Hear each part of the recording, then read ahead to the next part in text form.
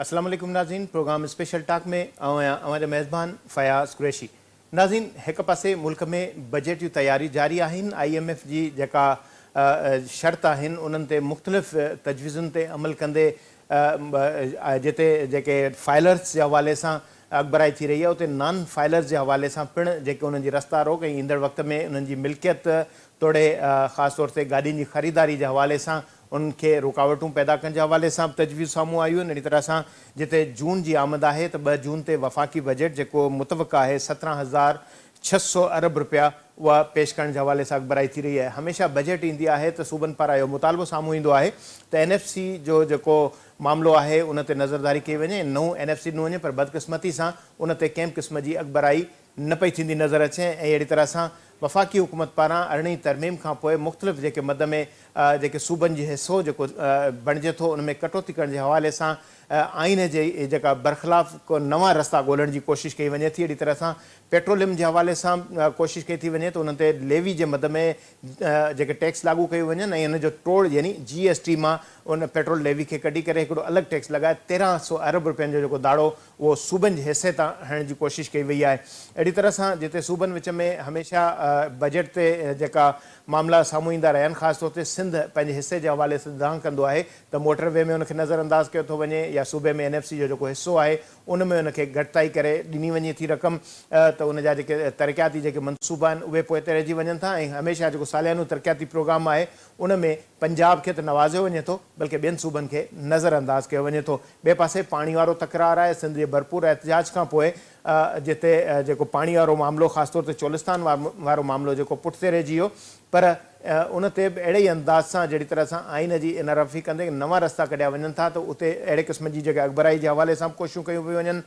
हिकु पासे बजट जो मामिलो आहे, ॿिए पासे क़ौमी असेंबली में जेको स्पीकर अयाज़ सादिक आहे उन जे ख़िलाफ़ु जेको अदम एतमादी तहरीक जे हवाले सां अॻिबराई थींदी पई थी नज़र अचे। इहा कोशिशि PTI जी तरफ़ां कई पई थी वञे, इहे कोशिशूं कामयाबु थींदियूं या न। ॿिए पासे पाक भारत छिकताइण वारो जेको मामिलो आहे उते सफ़ारती जेके कोशिशूं आहिनि उन्हनि में बि तेज़ी अची वई आहे। नायब वज़ीर अज़म इसहाक़ डार साहब चीन जे दौरे ते 3 ॾींहंनि जे दौरे जे हवाले सां निकितल आहे ऐं बेबुनियाद भारत जा जेके इल्ज़ाम आहिनि उन जे हवाले सां जेको सफ़ारती जेको महाज़ आहे उन ते पंहिंजी सरगर्मियूं जेके आहिनि उन ते कोशिशूं करे रहियो आहे। ऐं पाक भारत जंगबंदी खां पोइ जिते हॉटलाइन राब्तो जारी आहे उते हिक ॿिए जे मथां इल्ज़ाम तराशी जो सिलसिलो बि जारी आहे। जहिड़ी तरह सां शाहीन मिज़ाइल जे इस्तेमालु करण जे हवाले सां भारत जो इल्ज़ाम हुयो उन में बि उनखे नाकामी थी त पाकिस्तान जे DG जेका ISPR पारां ख़ासि तौर ते पाकिस्तान जे हवाले सां स्टेटमेंट साम्हूं आई आहे। संदसि चवणु हुयो त पाक भारत जंगबंदी जूं कोशिशूं जारी आहिनि, हॉटलाइन ते राब्तो बि जारी आहे, पर पाकिस्तान न फ़लस्तीन आहे न ई भारत इसराइल आहे। हाणे भारत अगरि जेकॾहिं हमिलो कयो त रद्द अमल तेज़ ऐं वैश्याणु हूंदो। त हिन हवाले सां जिते अहिड़ी क़िस्म जी स्टेटमेंट अचे थी त इहा ख़ौफ़ इहा सूरताल साम्हूं अचे थी त छा इम्कानु आहे ईंदड़ वक़्त में ॿीहर जेका जंगबंदी वारो जेको अमल आहे उन में तेज़ी अची सघे थी। इन हवाले सां हिननि समूरनि इशूज़ ते ॻाल्हि ॿोल जे हवाले सां असांखे जॉइन कयो आहे टेलीफोन लाइन ते सीनियर सहाफ़ी तजज़ेकार जावेद लांगा साहब। जावेद साहब तव्हांखे प्रोग्राम में भलीकार। जावेद साहब तव्हां ते आवाज़ अचे थो मुंहिंजो? जी जी मां तव्हांखे ॿुधी सघां। जावेद साहब शुरूआत कयूं था पहिरीं क़ौमी असेंबली ताईं शुरूआत कयूं। अयाज़ सादिक साहब जे ख़िलाफ़ु जेको अदम एतमाद जी तहरीक जे हवाले सां कोशिशूं साम्हूं पियूं अचनि ऐं इहा कोशिशि PTI जी तरफ़ां कई पई थी वञे ऐं चयो पियो थो वञे त इत्तेहादीन सां गॾिजी अयाज़ सादिक खे स्पीकरशिप तां हटाइण जे हवाले सां जेके साज़गार कोशिशूं कयूं वेंदियूं।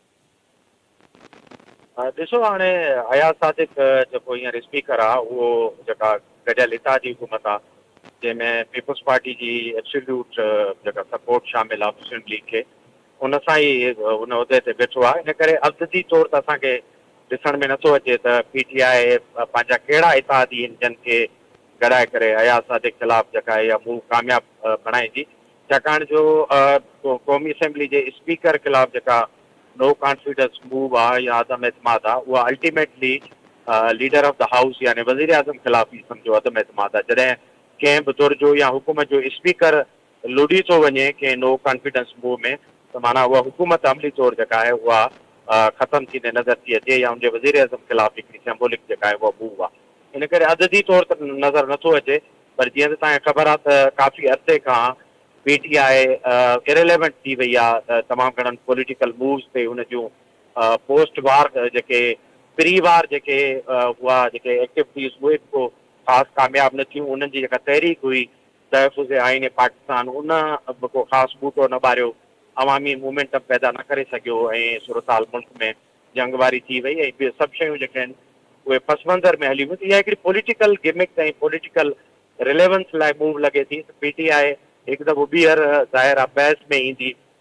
नो कॉन्फिडेंस मूव खणी नाकाम बि थिए पर हुनजे अराउंड जेको मीडिया एक्टिविज़म थींदो जेके प्रोग्राम थींदा जेके टॉक थींदा स्पीचिस थींदियूं या मोमेंटम थींदो उन में हिकिड़ी PTI जी जेका आहे रिलेवेंस थींदी त पॉलिटिकल रिलेवेंस लाइ त इहा शइ सम्झ में बाक़ी हिन वक़्तु जॾहिं तव्हां ॾिसो पिया त हुकूमत ऐं इतिहादी ऐं ताज़ो अच्छा जावेद साहब जहिड़ी रीति पाण ज़ाहिर PTI जी जेका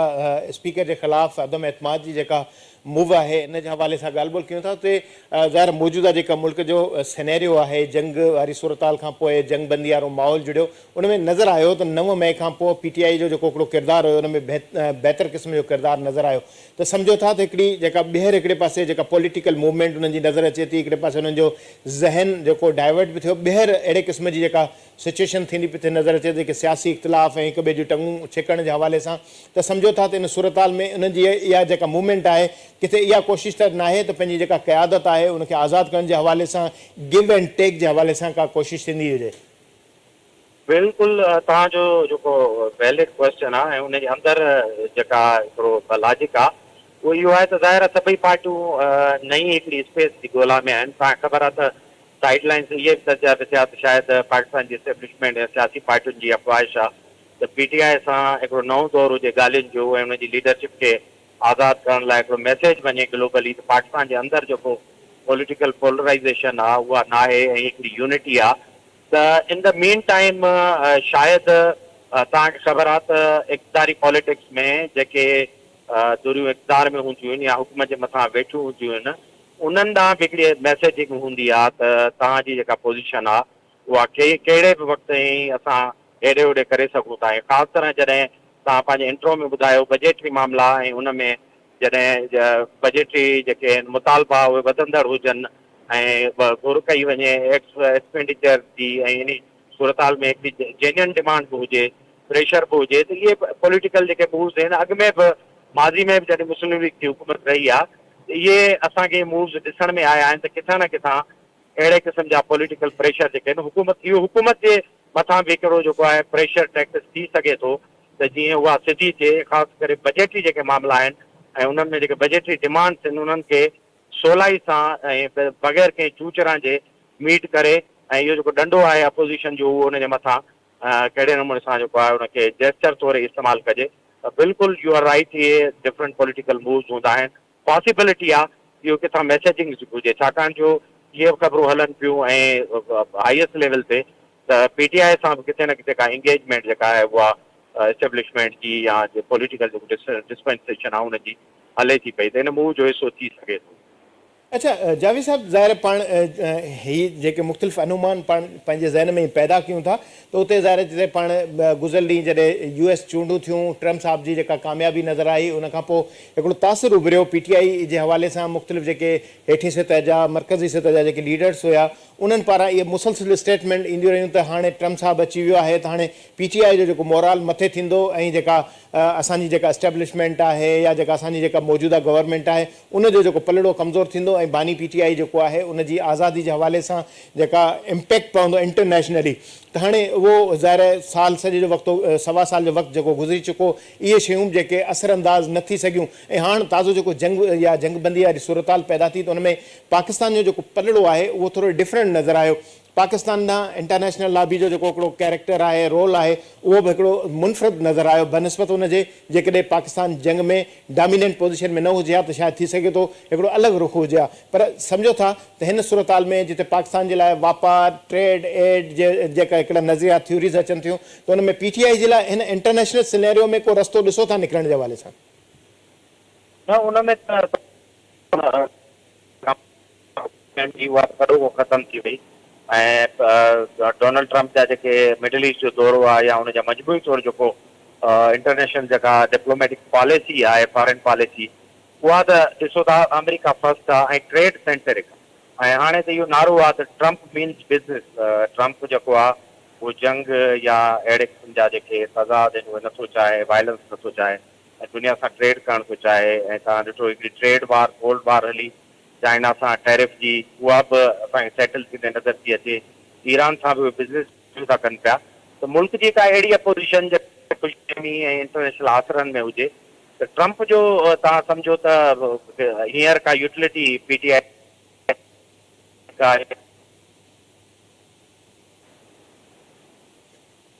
वेठी आहे ऐं जंहिं वटि हींअर बग़ैर जेको आहे उहा असीरत आहे ऐं उन सां गॾु आहे।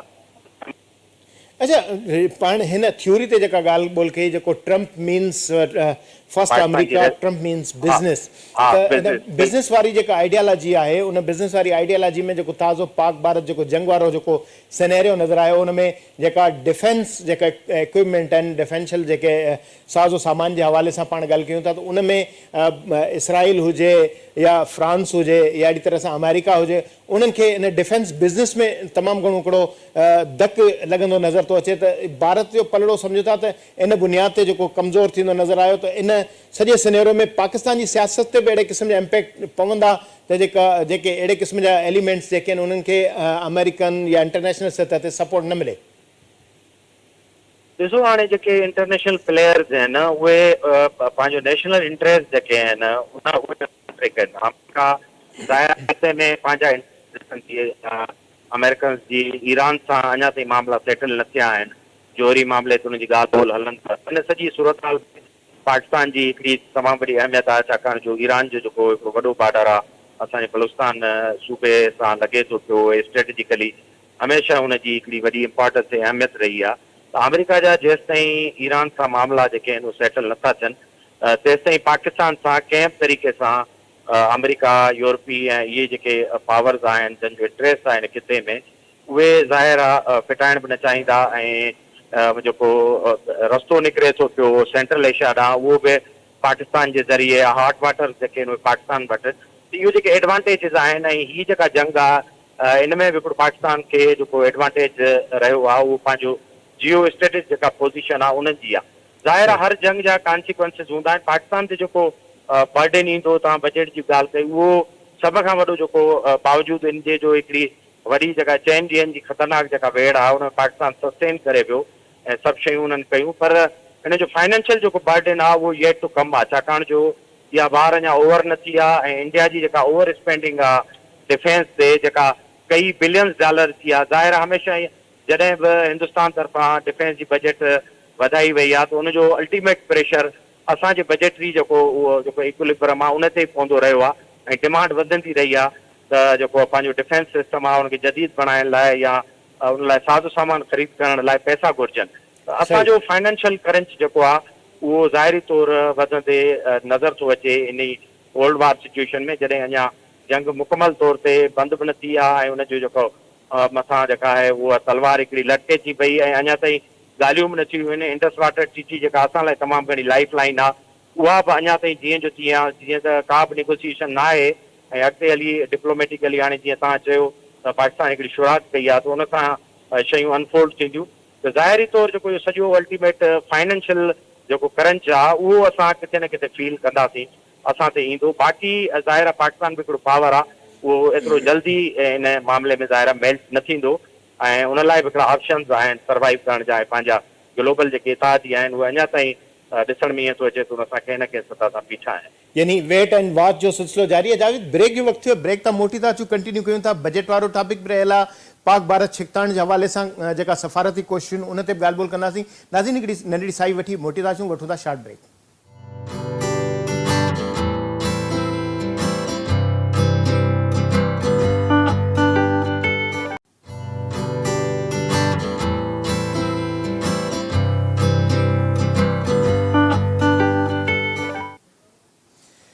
प्रोग्राम में बेहर भलीकार असां सां गॾु जावेद लांगा साहब टेलीफोन लाइन ते मौजूदु आहिनि। क़ौमी असेंबली जे स्पीकर खां ॻाल्हि शुरू कईसीं, मल्टीपल जेके टॉपिक्स आहिनि जंहिं ते कोशिशि कईसीं त प्रोग्राम में इन्हनि खे शामिलु कयूं। पाक भारत छिकताण जे हवाले सां ॻाल्हि ॿोल कंदे मूं ज़िक्र कयो त नायब वज़ीर अज़म इसहाक़ डार साहब चीनी दौरे ते निकितल आहिनि ऐं जिते भारत या बेबुनियाद इल्ज़ाम जेके आहिनि उहे रद्द करण जे हवाले सां असांजे DGPR जेके हिन हवाले सां पंहिंजी स्टेटमेंट जारी कई आहे ऐं ख़ासि तौर ते पाकिस्तान हिकु पासे हिन सूरताल जे ज़ाहिर सॼो सिनेरियो उनखे नज़र में रखे पियो ऐं सफ़ारती महाज़ ते जेको पाकिस्तान पंहिंजी सरगर्मियूं जेको जारी रखंदो पियो त चाइना जो जेको दौरो आहे उन में ज़ाहिर इंतिहाई अहम हिकिड़ो इहो दौरो आहे, 3 ॾींहंनि जो दौरो आहे। ॿिए पासे ISPR जो चवणु हुयो त पाकिस्तान न फ़लस्तीन आहे न ई भारत इसराइल। हाणे भारत अगरि जेकॾहिं हमिलो कयो त रद्द अमल तेज़ ऐं वहशियाणु हूंदो। लेफ्टिनेंट जनरल अहमद शरीफ़ जी स्टेटमेंट बि इहे इन हवाले सां ॻाल्हियूं ॿोलियूं कयूं। जावेद साहब, पाण पाक भारत छिकताण जे हवाले सां थोरो हिन मौज़ू ते ॻाल्हि ॿोल करणु चाहींदासीं त हिकु पासे दुनिया जूं पाकिस्तान ऐं भारत जी जंग ते नज़र हुयूं, जेके मुख़्तलिफ़ थीरियूं गौर वीचार हेठि ईंदियूं आहिनि। इहो चयो पियो त IMF खां जेको पाकिस्तान खे जेका क़िस्त मिलणी हुई ऐं उन क़िस्त जी बुनियाद ते जेको आहे इहो कोशिशि कई पई थिए त पाकिस्तान खे फाइनेंशियल लॉस ॾिजे ऐं जंग मुसलत करण जी कोशिशि कई हुई। पहलगाम जो वाक़ियो उहो रचाइण जी कोशिशि कई हुई, इल्ज़ाम लॻाया विया। किथे त इहे बि ॻाल्हियूं थियनि थियूं त पाकिस्तान ऐं भारत पंहिंजो हिकिड़ो म्यूचुअल हिकिड़ो इशू जेको तइ करे उन में पाण खे हल्को फुल्को ठका ठुकी वारो जेको सिलसिलो उहो हलायो, छाकाणि जो भारत में चूंडूं हली रहियूं ऐं हिन सूरताल में जिते भारत जी गैर ज़िम्मेदाराणी जेका मीडिया वार हुई उन में पाकिस्तान ईअं नज़र आयो जंग में बिल्कुलु तबाह थी वियो। त आलमी सतह ते पाकिस्तान जो हिकिड़ो इमेज, मीडिया जो हिकिड़ो सॉफ्ट इमेज, सुठो इमेज, ईमानदाराणो जेको इमेज साम्हूं आयो। ॿिए पासे भारत जी जेका मीडिया यानी वार मीडिया काउंट थींदी रही। त हिन समूरे सिनेरियो में छा सम्झो था त सफ़ारती महाज़, सहाफ़ती महाज़ ऐं जेको अस्करी जेको महाज़ आहे उन में ईंदड़ वक़्त में छा था ॾिसो? सम्झो था त ॿीहर अहिड़े क़िस्म जी कोशिशि नज़र अची सघे थी त भारत जेकॾहिं वरी बि अहिड़े क़िस्म जी अगराई करण जी कोशिशि कई त जहिड़ी DG ISPR जो जेका स्टेटमेंट आई आहे त रद्द अमल तेज़ ऐं वहशियाणु हूंदो, त अहिड़ी क़िस्म जी सूरताल नज़र अचे थी? तो पहिरियों ज़ाती तौर मुंहिंजी राय इहा आहे त वार इज़ नॉट ओवर येट, माना जंग जीअं चइबो आहे त मुकमल तरह ख़तमु न थी आहे। उनजे पुठियां लॉजिक इहो आहे त हिंदुस्तान तरफ़ां हींअर ताईं जेके बयान ईंदा रहिया आहिनि या तव्हां हुनजे वज़ीर आज़म मोदी जी जेका तक़रीर हुई, छाकाणि जो कंहिं बि जेका हाईएस्ट पोज़ीशन ते वेठल माण्हू हूंदो आहे जेके वज़ीर आज़म चीफ एग्ज़ेक्टिव, त उनजी जेका तक़रीर आहे उहा पॉलिसी लाइन सम्झी वेंदी आहे। त मोदी पंहिंजी तक़रीर में हिकु त इहो चयो आहे त ऑपरेशन या वाट एवर हुन नालो ॾिनो आहे त जंग जेका आहे उहा पाज़ थी आहे। पाज़ जो मक़सदु हूंदो आहे साई, यानी हिकिड़ी एक्सरसाइज़ या कुश्ती या वर्ज़िश जेका आहे उहा पंहिंजी जाइ ते जारी आहे ऐं हिकिड़े पाज़ खां पोइ कुझु बि थी सघे थो। ॿियूं जेकी पॉलिसी स्टेटमेंट जूं जेके असां लाइ पाकिस्तान लाइ ख़तरनाक शयूं उहो आहे इंडस वाटर ट्रीटी, जंहिंजा एज़ अ कंट्री या पोइ एज़ अ प्रोविंस सिंध असां उन्हनि जा जेके डायरेक्ट अफेक्टी आहियूं या बेनिफिशरी आहियूं उन पाणी जा। छाकाणि इंडस जेका आहे अल्टीमेटली असां ॾे अचणी आहे ऐं सभ खां जेको नॉन काइनेटिक आहे भारत जो जेको एग्रेशन आहे या क़दम आहे उहो इंडस वाटर ट्रीटी जी मुअतली आहे, जंहिंसां पाणी सां टेम्परिंग आहे ऐं मामला आहिनि। तव्हां ॾिसो था हींअर बि जेको वाटर पैटर्न उहे चेंज थी विया आहिनि, जंहिंजे करे पाकिस्तान जे दरिया आहिनि या जेको असांजो नहरी सिस्टम आहे उहो तमामु घणो मुतासिर थियो आहे। त जंग मां ज़ाती तौर सम्झां थो त नॉन काइनेटिक वार जेका आहे उहा हले थी। हाणे इन सॼी जंग खे एवर्ट करण जा ॿ पासा आहिनि। हिकिड़ो डिप्लोमेटिक सपोर्ट आहे, जीअं तव्हां चओ त असांजे वज़ीर ख़ारजा या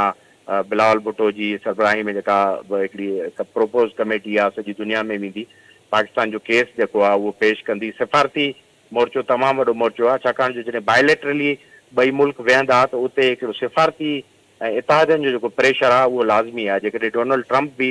ॿिन्ही मुल्कनि जे वज़ीर आज़म खे कंहिं मांझादे ते या डिनर ते विहारे थो त उनजे पुठियां जेको पावर हूंदो उहो डिप्लोमेटिक पावर हूंदो आहे त दुनिया जा कहिड़ा मुल्क कहिड़े मुल्क सां गॾु आहिनि ऐं उहो केतिरी लेवल जी हिमायत था कनि पिया। त डिप्लोमेसी जो तमामु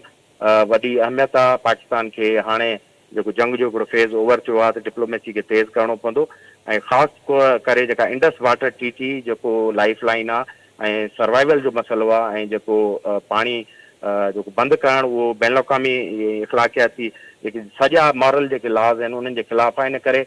जेको सिफ़ारती मोर्चो पाकिस्तान जो हुजे उन में न सिर्फ़ु ॿिया जेके एग्रेशन्स आहिनि, वायलेंस आहे या जंग आहे, इहा जेका नॉन काइनेटिक जेका वार आहे पाकिस्तान जे मथां ऐं जंहिंजा तमामु गहरा नतीजा निकिरणा आहिनि, इन ते पाकिस्तान खे कैपिटलाइज़ करिणो पवंदो ऐं सॼी दुनिया खे ॿुधाइणो पवंदो त हिकिड़ी जेका तारीख़ी चीज़ आहे ऐं नेचुरल जेका जाग्राफी आहे उन सां हथ चुराइण जा तमामु घणा ख़तरनाक नतीजा निकिरंदा ऐं 25 करोड़ खां मथे जेका माण्हू आहिनि अवाम नास आहे, उते जेका लाइफ आहे, वाइल्ड लाइफ आहे, उन्हनि सभिनी जो सर्वाइवल इंडस जे पाणी इन सिस्टम ते आहे। त मुंहिंजे ख़्याल में इहा वॾी तमामु वॾी जारियत आहे। इन लाइ पाकिस्तान खे हिकिड़ो वॾो मज़बूत ऐं कंप्रीहेंसिव केस जेको ठाहिणो पवंदो, छाकाणि जो जेकॾहिं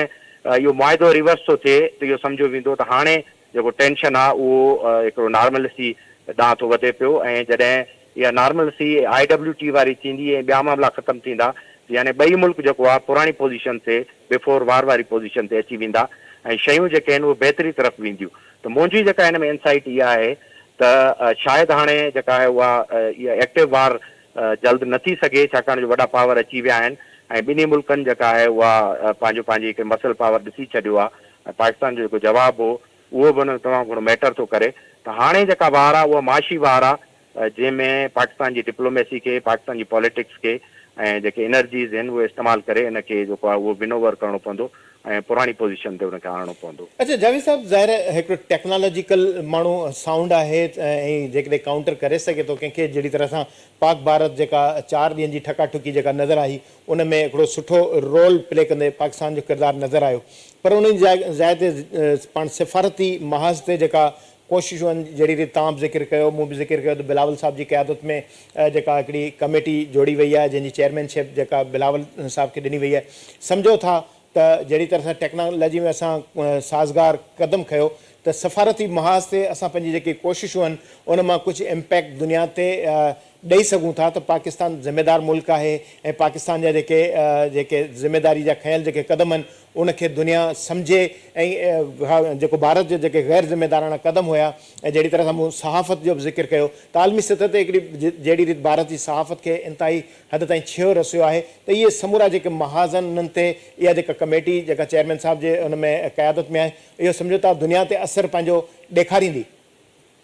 बिल्कुलु, डिप्लोमेसी हमेशह कमु कंदी आहे ऐं तव्हांजो जेकॾहिं केस पावरफुल आहे ऐं हुनखे तव्हां प्रेज़ेंटेशन बि तव्हांजी सुठी आहे त पोइ शयूं काफ़ी थींदियूं आहिनि। पर हाणे तव्हांखे ख़बर आहे त डिप्लोमेसी में चवंदा आहिनि ऐं जदीद दुनिया में there is no free lunch, माना का बि शइ तव्हांखे मुफ़्त में न मिलंदी। दुनिया जा पावर्स जा सभिनी जा हिकिड़ा नेशनल इंट्रस्ट आहिनि ऐं सॼी दुनिया पंहिंजे इंट्रस्ट ते थी हले। अमेरिका जेकॾहिं इन जंग में को किरदारु अदा कंदो, डोनाल्ड ट्रंप कंदो, त ज़ाहिर आहे उहो पाकिस्तान ऐं इंडिया ॿिन्ही खां उन्हनि जो मुतालबो हूंदो। जीअं उन्हनि ट्रेड जी ॻाल्हि कई आहे, ट्रेड माना तव्हां कंसेशन्स ऐं रिआयतूं कहिड़ियूं था ॾियो या उन्हनि जी जेका मार्केट आहे उन्हनि खे तव्हां कहिड़ो एक्सेस था ॾियो। असां डिफेंस में बि उन्हनि जा बायर हूं, इंडिया बि उन्हनि जो बायर आहे, त नवां मुआइदा कहिड़ा हूंदा, छा हूंदा। ख़ाली डिप्लोमेसी जेका आहे लफ़ाज़ी तकरीरूं मैटर न कंदियूं। ईअं जीअं यूरोपियन पावर्स आहिनि, जेकॾहिं उन्हनि सां असां डिप्लोमेसी कंदासीं त यूरोप बि असां सां मोट में ॻाल्हाईंदो, त पाकिस्तान जेका यूरोपी पॉलिसी आहे उन मुताबिक़ कहिड़ियूं फैसिलिटीज़ जेको आहे यूरोप खे प्रोवाइड कंदो। ऐं सेम वे चाइना आहे, चाइना असांजो दोस्त आहे, तमामु घणा असां गहरा तालुकात हिननि जंग में बि साबित थियो आहे। पर अगेन चाइना बि पंहिंजा जेके मामला आहिनि हिते सीपेक ऐं ॿिया जेके हुनजा फाइनेंशियल जेके इंट्रस्ट आहिनि उन्हनि खे सेफगार्ड करण लाइ उन्हनि जी फ्यूचरिस्टिक जेका आहे त ज़ाहिर डिप्लोमेसी जेका आहे उहा ख़ाली न हूंदी, उहा कुझु ऑफर्स सां हूंदी। पाकिस्तान वटि ज़ाहिर पंहिंजो केस जॾहिं खणी बैन अवी बिरादरी वटि वेंदा त पाकिस्तान खे बि उन्हनि लाइ ऑफर करण लाइ शयूं हूंदी। जीअं हाणे माइंस ऐं मिनरल जो हिकिड़ो मोर्चो पाकिस्तान जेको आहे उहो हाणे ताज़ो एक्सप्लाइट कयो, हुन में काफ़ी यूरोपियन पावर जेके आया, MOU साइन थिया, त ख़ुदि इहो बि हिकिड़ो वॾो जेको आहे डिप्लोमेटिक टूल तौरु इस्तेमालु थी सघे थो फ्यूचर में। त पाकिस्तान में इहे जेके अपॉर्चुनिटीज़ आहिनि उहे अमुन जे ज़माने में जॾहिं उते अमुन हूंदो, सेफ्टी हूंदी ऐं खिते में टेंशन न हूंदो, त पाकिस्तान जा इहे जेके रिसोर्सिस आहिनि कीअं उहे यूरोपियन पावर एक्सप्लाइट करे था सघनि। त डिप्लोमेसी आइसोलेशन में न आहे, उहा हिकिड़े इकोनॉमिक पैकेज सां आहे, उहा ट्रेड सां आहे ऐं ॻाल्हियुनि सां आहे। ज़ाहिर आहे जॾहिं बिलावल खे या पाकिस्तान जी जेका डिप्लोमेटिक टीम आहे उन्हनि खे इहो टास्क ॾिनो वेंदो त उन्हनि सां गॾोगॾु जेको आहे उन्हनि खे पाकिस्तान तरफ़ां हिकिड़ियूं जेके आहिनि ओपन ऑफर्स बि हुजूं नेगोशिएबल जेके हिननि पावर्स लाइ, जंहिंसां पाकिस्तान जो केस या उन्हनि जी जेका स्टैंडिंग आहे उहा मज़बूत थींदी। त मुंहिंजे ख़्याल में इहो ज़रूरु वर्कआउट थियल हूंदो ऐं ख़ाली सिर्फ़ु इहे दौरा न हूंदा या उते वञी सिर्फ़ु तकरीरूं या पंहिंजो जेको प्रेज़ेंटेशन केस न हूंदो, हिकिड़ो कंप्रीहेंसिव पैकेज हूंदो डिप्लोमेटिक, जेको जंहिंमें इकोनॉमिक ऑफर जेके हुननि जो हिसो हूंदो। अच्छा जाहिर साहब, छा सम्झो था त हिन जेको ज़ाहिर डिप्लोमेसी इंतहाई हिकिड़ो अहम इम्पैक्ट रखे थी दुनिया जे मथां, पाकिस्तान छा ऑफर कंदो दुनिया खे? असांजूं ज़रई जिन्सूं ऑफर कंदो, असांजो मीट या अहिड़े क़िस्म जा जेके साज़ो सामान, जेके खाद खुराक जा या इहे शयूं उहे ऑफर कंदो, या असांजे जेके जंगी साज़ो सामान आहिनि जहिड़ी तरह सां असां वटि आइडियाज़ थींदी रही आहे नुमाइश, त इहे इक्विपमेंट जेके आहिनि उहे असां विकिरो कंदासीं? छा सम्झो, छा गिव एंड टेक थी सघे थी? हाणे ॾिसो, मल्टीपल हिन जा फोरम्स आहिनि, हिन सभिनी मुल्कनि सां असां, अमेरिका सां, यूरोप सां, हिननि सां ट्रेड कंदा था रहूं। GSP प्लस जेको स्टेटस आहे असांजो, उहो बि यूरोप सां आहे। ख़ासि करे काटन जेका असांजी आहे, तमामु घणी प्रोडक्ट्स, हुन जूं प्राइमरी गुड्स, सेकेंडरी गुड्स, असांजूं फर्निश गुड्स जेके आहिनि उते वेंदियूं रहियूं आहिनि। इहो हिकिड़ो हुन सां ट्रेड आहे, हुन ट्रेड जो वॉल्यूम बि वधाए सघिजे। डिफेंस स्पेंडिंग्स या डिफेंस जी जेका ख़रीदारी आहे, उहो बि हिकिड़ो वॾो जेको आहे एरिया आहे, सब्जेक्ट आहे, छाकाणि जो हिकिड़ी चङी ख़ासी बजट आहे, उहा बि हिन ऑफर में थी सघे थी। मूं जीअं चयो त मिनरल्स जेके आहिनि, उन्हनि जूं जेके एवेन्यूज़ या अपॉर्चुनिटीज़ आहिनि यूरोप लाइ, या जेके नवां मुल्क जेके जंहिंजी दिलचस्पी हाणे ताज़ो असां 2 महीना अॻु में ॾिठी हिन कॉन्फ्रेंस में जेके आया, उन्हनि लाइ बि ऑफरिंग्स थी सघनि थियूं। त ज़ाहिर आहे इहे सभई मुल्क चाहींदा त पाकिस्तान हिकिड़ो सेफ मुल्क हुजे, ऐं हुते जेको अंदरूनी ख़लफ़शार आहे या रीजन में जेको टेंशन आहे, इंडिया जी जेका आहे पंहिंजो ताक़त जो जेको अदम तवाज़ुन पैदा करण जी जेका ख़्वाहिश आहे खिते में, उनखे कहिड़े तरीक़े सां न्यूट्रलाइज़ कजे, ऐं ख़ुदि इंडिया खे बि अहिड़नि साॻियनि ऑफर्स सां जेको आहे उहो एंगेज करे हिन सॼे टेंशन खे हटाइजे। त ॿिन्ही तरफ़ां जेकॾहिं इंडिया जी डिप्लोमेसी हूंदी त उहा बि हर तरह सां, तव्हां सम्झो त उहा ट्रेड जे पैकेज सां उहा नथी थियल हूंदी या उन सां हूंदी, ऐं पाकिस्तान जी बि उन सां हूंदी। छाकाणि जदीद जेका दुनिया आहे उहा ख़ाली हाणे कोल्ड वॉर खां पोइ जेका एरा आहे, उन में नज़रियाती जेका डिवाइड आहे उहा ख़तमु थी वई आहे, ऐं हाणे ज़ाहिर आहे हिकिड़ी ट्रेड ऐं फाइनेंशियल डिवाइड में दुनिया ब्लॉक्स में, ग्रुपनि में विरहाए पई आहे। तव्हांखे ख़बर आहे त ब्रिक्स या ॿियूं अहिड़े क़िस्म जा जेके शिंघाई फोरम्स आहिनि, या दुनिया जा जेके बि G20 आहे, G21 आहे, इहे सभई फाइनेंशियल फोरम्स आहिनि, ऐं उते जेके मुल्क वेठा आहिनि उहे सॼी दुनिया जी इकॉनमी खे स्टेयर करण था चाहिनि। इन करे पाकिस्तान जी जेका जियो स्टेटिक पोज़ीशन आहे, उनखे नज़र में रखंदे इन सभिनी मुल्कनि वटि ॾियण लाइ बि काफ़ी कुझु हूंदो ऐं वठण लाइ बि काफ़ी कुझु हूंदो। अच्छा, थोरो डाइवर्ट कयूं था पंहिंजो बजट जे हवाले सां। पाण ज़िक्र कयोसीं इंट्रो में, प्रोग्राम जो वक़्तु बि महदूद थींदो पियो थो वञे, त 2 तारीख़ ते मुतफ़क़ आहे वफ़ाक़ी बजट, ऐं 17,600 अरब रुपए जे हवाले सां जेके अंग अखर जेके साम्हूं अचनि पिया था, इहा वफ़ाक़ी बजट हूंदी। हमेशह नंढा सूबा इहो मुतालबो कंदा आहिनि त NFC जेको आहे उन ते अमल कयो वञे, नओं NFC बि नथो ॾिनो वञे, ऐं वफ़ाक़ी हुकूमत हमेशह आइन ते जेको अमल घटि कंदी नज़र ईंदी आहे। CCI जो इजलास में मिसाल आहे, 15 महीननि ताईं मौजूदा हुकूमत न घुरायो। गुज़िल जेका PDM जी हुकूमत हुई उन में बि इहे कोशिशूं नाकाम हुयूं।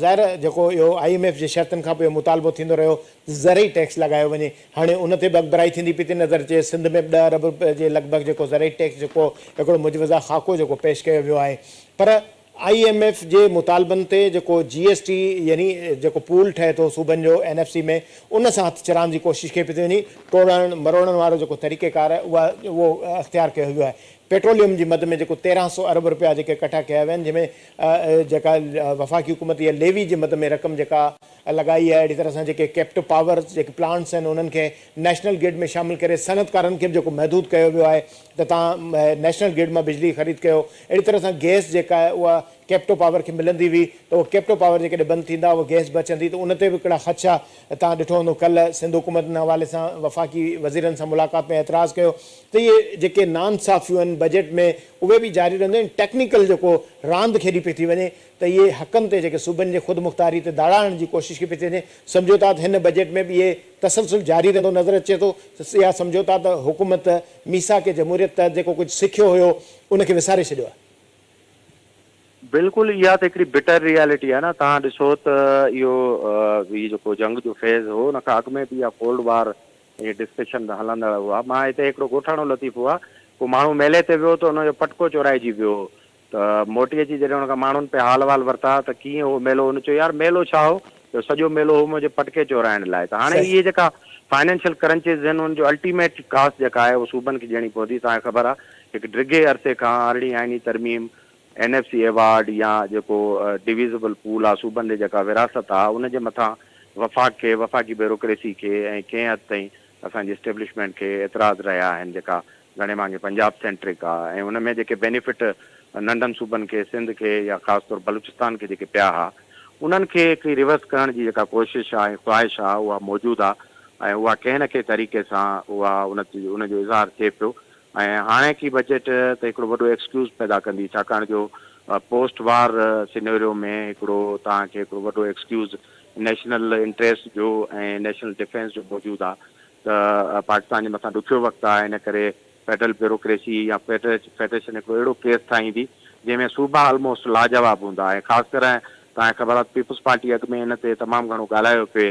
जेके बजटरी कट्स आहे। बिलावल साहब पाण चयो त जेके गैर ज़रूरी जेके खाता वफ़ाक़ रखी वेठो आहे 500 अरब जो हिकिड़ो एक्स्ट्रा जेको आहे उहो ख़र्चो कनि था पिया उनखे वापसि वठो ई करो। हाणे उहे सभु ॻाल्हियूं ख़तमु थी वियूं आहिनि त मूंखे लॻे थो इहे सभु ॾुख विसरी विया आहिनि। ऐं हाणे इन सूरत हाल में सूबनि जे बिलावल साहब खे मसरूफ़ करे छॾियो अथनि तव्हां वञो दुनिया में निकिरो। बिलावल साहब हाणे घुमंदो फिरंदो ऐं हिकिड़ो एक्सपायर हूंदो ऐं हितां जा जेके मामला आहिनि इहो हिकिड़ो फेज़ असांखे ॾिसण में ईंदो जंहिंमें इहे नुक़सान थींदा। बहरहाल इहो आरज़ी फेज़ आहे ऐं सूबा लांगरनि में पंहिंजा जेके हक़ आहिनि उन्हनि जा या उन्हनि खे जेके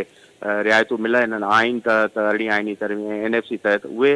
इरिवर्सिबल आहिनि ऐं इन्हनि तां हिकिड़ो नओं तज़ाद ऐं फ़साद जेको आहे उहो खड़ो थींदो। पर हीअ शायदि सूरत हाल अहिड़ी न आहे जो उन सिनेरियो में इहे आवाज़ तव्हांखे ॿुधण में अचनि। अॻिते हली इहे आवाज़ तमामु घणा तव्हांखे ॿुधण में ईंदा। जावेद हिकिड़ो आख़िरी नंढिड़ो सवाल तव्हां खां वठंदुसि। नए साल में 20 सैकड़ो जेको पगार वाद जे हवाले सां तजवीज़ आहे 12 लख ताईं जेको पगारदार आहे उनखे टैक्स में रिलीफ ॾियण जे हवाले सां कोशिशि जी बि ज़िक्र थिए थो ऐं ख़ासि तौर ते नॉन फाइलर्स जेके आहिनि उन्हनि जी रस्ता रोक मिल्कियत ख़रीद करणु गाॾियूं ख़रीद करण जे हवाले सां उनखे सोड़ो करण जी जेका कोशिशि आहे सम्झो था हिन सूरत हाल में अणपढ़ियल माण्हू हिन मुश्किल खे भोॻे सघंदो। पाकिस्तान जो सभ खां वॾो मसइलो इहो आहे जो माण्हू असांजो जेको इलिटरेट घणो आहे त इन सूरत हाल में पॉसिबल सम्झो था आहे ऐं वफ़ाक़ी हुकूमत जेका ॻाल्हियूं कंदी रिलीफ जी उहे ॾींदी।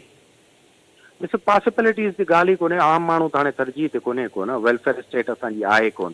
बारोइंग इकानमी आहे असांखे ताज़ो जंग में बि $1 अरब मिलिया आहिनि त उहे ज़ाहिर कंडीशनल आहिनि। अहिड़ी ॾुखी सूरत हाल में पाकिस्तान जी जेका माशी सूरत हाल आहे उन में पैसा मिलणु ख़ुदि इहो आहे त माना पाकिस्तान जेके कमिटमेंट कयूं IMF सां उनखे पूरो कंदो टैक्स नेट वधाईंदो फाइलर्स जेके आहिनि उहे हाणे नॉन फाइलर जेको आहे उहो कुझु बि न करे सघंदो उनजो वजूद ई न हूंदो एज़ अ सिटीज़न उनजूं फैसिलिटीज़ बंदि कबियूं। आम माण्हू जेको आहे ज़ाहिर आहे उनजे मथां इहो बर्डन टुटणो आहे पर इहो इनविटेबल आहे छाकाणि जो असां इहो अॻु में सभु मामला जेके आहिनि रिफॉर्म्स एग्रीकल्चर जा ॿिया टैक्स इहे लिखी ॾिना आहिनि। इन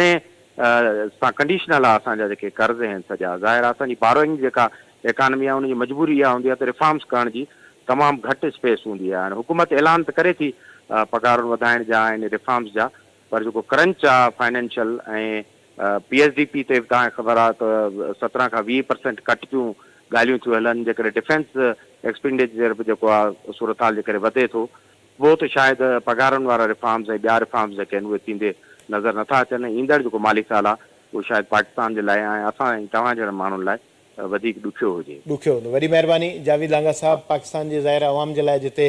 कोशिशूं ख़्वाहिशूं अहसास इदराक इहो ॿुधायो वेंदो आहे त तव्हांजे लाइ आसानियूं पैदा कयूं वेंदियूं पर बदकिस्मती सां अहिड़े क़िस्म जी जेके कोशिशूं आहिनि उहे सगारियूं थींदियूं नज़र न ईंदियूं आहिनि। ज़ाहिर हिन वक़्तु जेका मुल्क जी या जेका बॉर्डर जी सूरत हाल आहे उन में इहे आसानियूं इहे सहूलियतूं इहे आसाइशूं नज़र ईंदियूं ऐं पहिरीं जेका तरजीह आहे उहे ॿियूं शयूं नज़र ईंदियूं त जावेद साहब जे बक़ौल त इहे शयूं ॾाढियूं ॾुखियूं नज़र थियूं अचनि। हीउ साल घटि में घटि ॾुखियो त नज़र अचे थो। ॾिसिजे त वफ़ाक़ी हुकूमत हवाले सां कहिड़ियूं कोशिशूं करे थी। प्रोग्राम जो वक़्तु ॼाणी थो पए थो। इजाज़त ॾींदा अला भाई।